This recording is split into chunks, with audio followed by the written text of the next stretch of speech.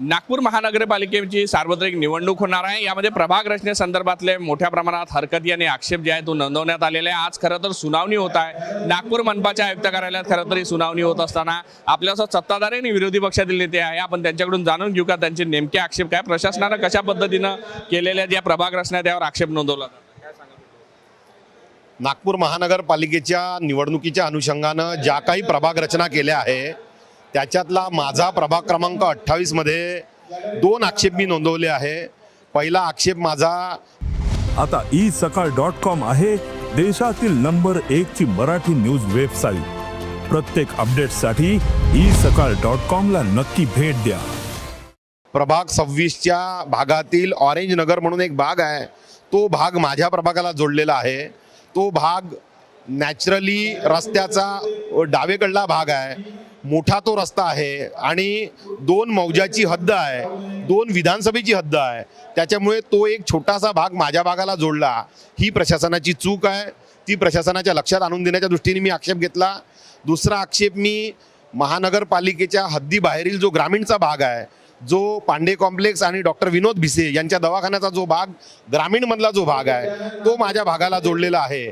Natural कोर्समध्ये महानगरपालिकेच्या बाहेरचा भाग हा महानगरपालिकेच्या हद्दीत जोडता येत नाही, त्याच्यामुळे तो ग्रामीणचा भाग महानगरपालिकेच्या हद्दीत घेऊ नये असा आक्षेप मी नोंदवला आहे। प्रशासनाची चूक आहे। राष्ट्रवादी शरद पवार गटाचे नेते सुद्धा आहे, काय सांगाल कशा पद्धतीने प्रशासनाने हा सगळा बोंगळ हा संपूर्ण प्रश्न नागपूर शहराचा महानगरपालिकेचा आहे।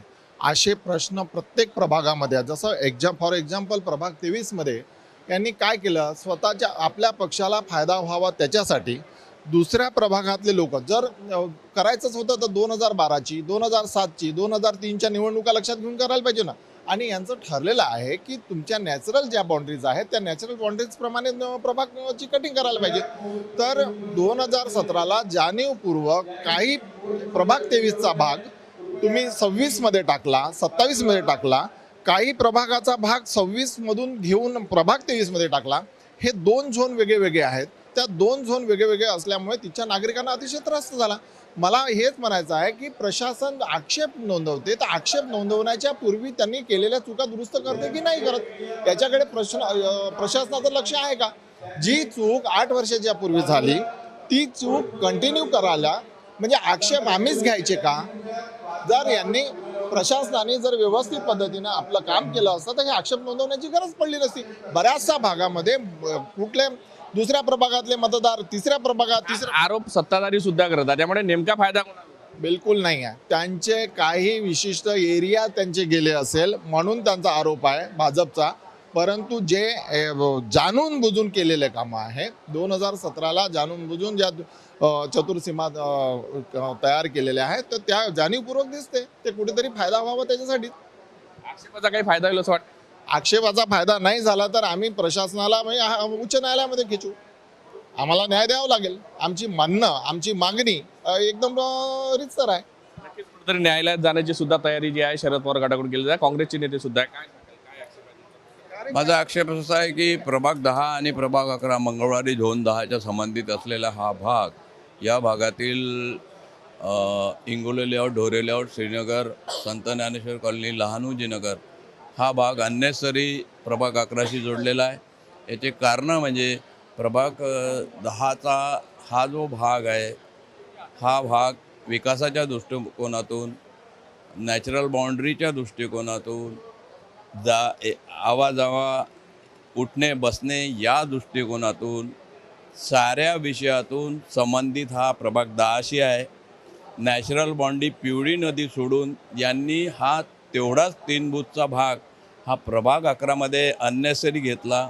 प्रभाग 11ची लोकसंख्या 15 ते 20 हजारांनी जास्त असून भौगोलिकदृष्ट्या प्रभाग 10पेक्षा प्रभाग 11 दीडपट जास्त असून जाणून बुजून केल्यासारखं हे काम आहे। आणि तिच्या एक राजकीय म्हणून बोलत नाही, तिचा मी 3 वेळचा नगरसेवक म्हणून बोलतो। त्या लोकांची विकासाच्या दृष्टिकोनातून साऱ्या दृष्टिकोनातून अत्यंत हेळसांड होत आहे।